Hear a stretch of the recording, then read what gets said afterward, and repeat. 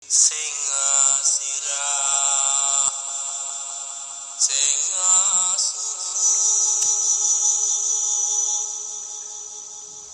sing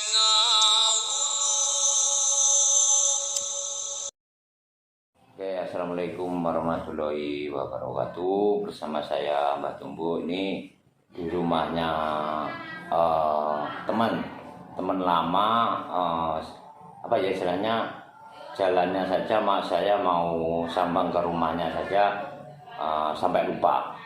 Ini dengan Rogo Wijoyo. Dari teman-teman pasti tahu kalau di daerah Trenggalek. Ini gimana ya, kita mengulas sejarah ya, kita bukan untuk mengusik atau menyekutukan, tidak. Ini masalah keris ya, semua itu kan tergantung pada yang di atas. Ini cuman melestarikan budaya zaman dulu. Kita tanya sama pakarnya lah, pakar keris. Gimana Rogo Wijoyo? Ya, kalau keris itu sebetulnya sebuah benda sejarah atau budaya. Itu benda budaya, seharusnya yang harus dilestarikan tetap dilestarikan, tidak dipandang sebelah mata, karena sebuah pusaka atau budaya itu tetap jadi yang harus diuli terus, harus bersejarah terus-terusan, gitu. Kan lain lubuk lain ulang, lain mengartikan kalau keris itu beda tempat, beda bentuk, beda macam, kegunaannya juga beda. Kalau nggak ada orang dulu, mana mungkin istilahnya sejarah sampai ke anak cucu sampai buyut. Dengan itulah kita harus melestarikan benda pusaka. Itu sebetulnya di dalam sebuah benda pusaka itu seperti buku. Jadi setiap bilah itu ada filosofi, ada sanepan seperti itu sebetulnya. Ya, mohon dijelaskan mulai dari nolak gitu mengenai keris yang pakarnya. Kalau gitu aku tak ngambil, kalau enggak contoh. Kalau enggak ada contohnya susah. Iya.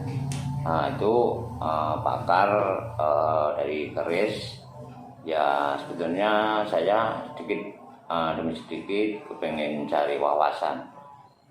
Siapa pepatah mengatakan semua orang itu guru, semua itu murid gitu. Nah, ini sambil cari wawasan, pengetahuan mengenai keris. Yang istilahnya nggak suka dengan video ini, abaikan saja, karena masalah keris itu kita tidak mengistimewakan, tidak, kita hanya melestarikan budaya bangsa itu. Kita tunggu orangnya, ini rumahnya ini. Keris.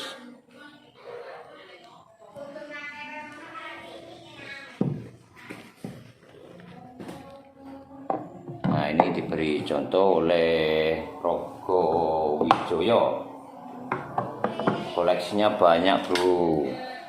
Nah, ini Cuman sebatas contoh saja. Di dalam masih ada sebetulnya. Mana contohnya, oke.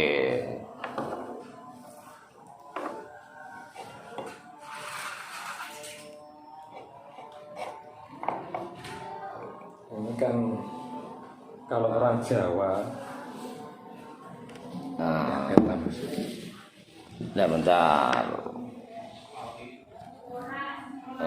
Kalau orang Jawa itu, kalau yang dulu patokan pertama itu harus mengerti keris itu dari sini. Kalau yang sini itu namanya dapur, kalau yang ini itu wilah, Kalau yang Beksi. itu ginju, yang ini ginju kan. Kalau yang dalamnya sini peksi. Nah, terus ini namanya kebetulan dapur brojol. Kalau pamornya belum diwarangi, kemungkinan Iya. ini Belum semongko. kelihatan ya. Terus semongko ini brojol. Itu Orang iya, kegunaannya kalau keris brojol itu kalau orang dulu apa ya? Nah gini, simpang siur tentang keris brojol sebetulnya kebanyakan kalau keris brojol itu katanya buat dukun bayi. Ngelahirin dukun bayi. orang. Sebetulnya tidak seperti itu.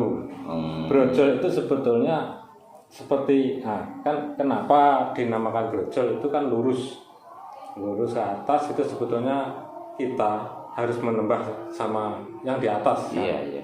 Yang mencipta. Biar brojol omongan kita itu sebetulnya enggak harus ke dukun bayi itu, enggak. Tapi apa yang punya angan-angan kita itu biar brojol seperti itulah. Terlaksana. Iya betul. Seperti itu. Terus brojol pun macam-macam lah. Era-eranya pun macam-macam. Ini kebetulan era Ini Majapahit apa satu Majapahit. Nah, ini dengan pakarnya dia lebih tahu mengenai keris. Nah, kan lain lubuk, lain orang, lain mengartikan. Betul. Sebetulnya bukan harus seperti brojol atau apa, itu bukan harus dukun bayi, enggak. Cuman kita kalau betul-betul tahu isinya, maksudnya kandungan filosofi lah, bukan kandungan yang lain, kandungan filosofi. Ya. Filosofinya kita itu tetap menembak sama yang kuasa kan, itu nanti apa angan-angan kita tetap brojol begitu. Terlaksana. Ya, terkabulkan. Terlaksana. Kalau yang ini kebetulan dapurnya Sombro. Kalau betok Sombro ini Betok, keris betok. betok Sombro, tapi yang Sombro, Mas.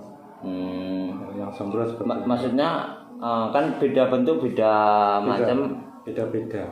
Kalau Sombro itu gimana istilahnya dari segi bentuk lah, bagaimana? Nah, kalau Sombro memang bentuknya agak pendek. Sebetulnya Sombro itu yang menciptakan Empu Sombro, bukan namanya ini betok Sombro, tapi yang buat itu sebetulnya Empu Sombro. Akhirnya diberi nama melegenda lah. Akhirnya melegenda seperti betok Sombro, seperti itu. Jadi nama empu tadi diberikan nama dari keris. Betul. Jadi betok Sombro seperti itu. Saya juga pernah menarik, tapi betok agak besar. Oh, kalau kemungkinan seperti ini, bukan? Iya. Cuman Nanti, silsilahnya saja. Ini cara kegunaannya untuk apa ya? Kalau Betok Sombro itu sebetulnya apa ya? Mumpuni lah. Sepertinya kan ini yang buat empunya perempuan. Oh, kebetulan. Itu teman-teman empunya yang membuat ini katanya perempuan. Sombro itu perempuan. Kalau saya sebetulnya ini koleksi saya ini cuman bagai tindih, Mas. Maksudnya tindih yang lainnya biar kalau rumah tangga kita itu seumpama ada yang laki ada yang perempuan, ibarat kalau biar kita menyatu ke situ kan, kita nanti ada imbangannya. Ada imbangan, betul. Biar ayam tentram, sebetulnya seperti itu. Kalau kandungan kegunaannya seperti itu. Tapi kalau pamor ini belum diwarangi sepenuhnya terus ya. Kemungkinan ini cuman murid semongko atau belara semeret, bukan ya? Bukan. Kalau belara semeret ada di sana. Ya, nanti dibahas satu persatu. Iya. Oke, yang lain. Kalau yang ini betok suro. Ini betok suro. Ini sudah beda lagi. Betok suro. Oh iya. Sama Sombro. Ini pun yang buat juga Empu Suro. Empu Suro itu anaknya Empu Supo. Berarti Joko Suro namanya. Oh iya. Berarti dari mana? Ponorogo atau daerah timur sana. Oh. beda empu yang membuat. Beda. Kalau ini perempuan, tapi kalau ini yang ini empu suro. empu suro berarti laki-laki. Empu suro, betok suro namanya seperti itu aja. Keistimewaannya ada lubangnya di sini. Ini ada lubangnya tembus ini. Dari dekat. Maaf. Ini, ya ini dari teman-teman. Ini, betul. Ini tembus sama ini. Tapi di ujung bukannya di tengah. Cuma itu aja keistimewaan. Ini tua sudah gimana ya? Istilahnya berkarat lah. Kalau ngomong orang sekarang. Ini kegunaannya terguna. Kalau ini sebetulnya apa ya? Kalau saya sih kegunaannya belum apa mas ya, maksudnya belum terlalu detail untuk tidak menjerumus amit ya, tidak menjerumus ke segi ke situ, tapi bagi saya ini pelengkap. Tapi seolah-olah kalau bagi saya itu apa ya, seperti penyingkir atau seperti itulah. Oh, istilahnya Kalau ada bahaya betul. atau ada apa. Seumpama kita pakai ini kalau orang dulu ya, istilahnya mau ke Bepergian, alas atau untuk itulah. babat alas biar aman dari apa saja pakai ini biasanya. Oh iya. Kalau saya apa ya, yang kegunaannya seperti ini kan kudi. Kudi itu kan bentuknya seperti semar, tapi kan beda bentuk, beda apa ya, beda macam kegunaannya. Kudi itu beda, kegunaannya sama seperti ini ya. Sama. Oke. Terus intinya lagi kalau sebuah pusaka saja ya, bukan mengatakan betok atau sebuah pusaka seperti keris itu kan plusnya itu ada 3 mas ya. Ada yoni, ada tuah, ada kodam.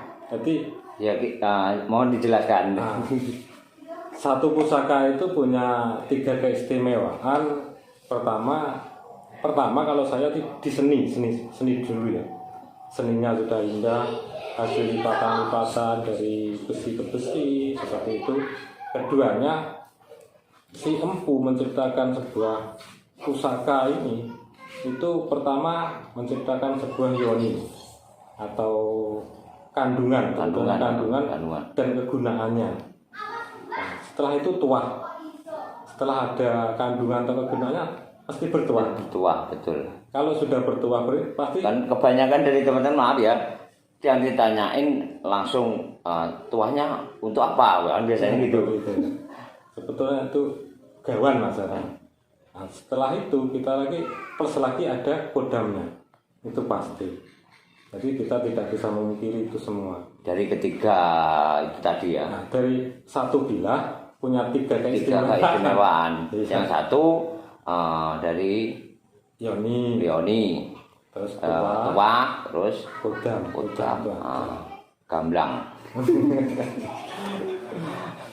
Makanya saya apa ya, mau sharing istilahnya biar tahu wawasan. Ya mohon maaf karena saya sebetulnya bukan terlalu apa ya, karena benda pusaka dan mustika itu kan banyak loh. Banyak sekali. Masa kita menghafalkan satu persatu bahkan ribuan ya. Kalau kita itu pernah megang, pernah tahu ya bisa menjelaskan, tapi kalau kita itu baru bertemu atau baru apa ya, kan nggak bisa untuk menjelaskan. Betul. Kalau pusaka itu gini, untuk yang lurus saja itu yang pakem ya. Iya, pakem. Yang pakem itu ada 76 jenis. Itu di Jawa atau di Indonesia? Di Jawa. Itu di Jawa saja. Keris yang pakem saja. Pakem, di luar pakem masih banyak lagi. Itu yang keris lurus. Sedangkan kalau 76. Sedangkan kalau yang lebih banyak. Itu 167. Itu yang pakem. Itu di luar pakem masih banyak lagi. Maksudnya pakem-pakem dari era-era dulu. Kalau yang ini itu betok. Ini. Ingat teman-teman, ini untuk bukan dijual belikan tapi koleksinya Mas Ronggo Wijoyo. Biar dibuka. Ini kalau ini era Mataram, enggak terlalu baru juga enggak terlalu lama. Cuman saya tuh suka dari segi pamornya saja. Kayak ini kan. Oh iya. Namanya enggak tahu, kata teman-teman namanya katanya Songgo Langit seperti itu. Oh, dari dekat. Ya, monggo. Nah ini dari corak atau pamor.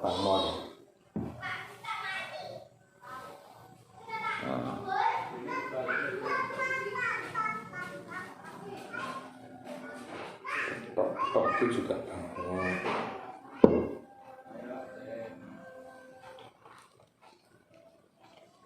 Nah, mohon dijelaskan. Iya. Era, jangan lupa ini dari era Mataram ya. Mataram. Saya penggal dulu. Kalau ini kan era Majapahit. Iya. Tua mana era Majapahit dengan era Mataram?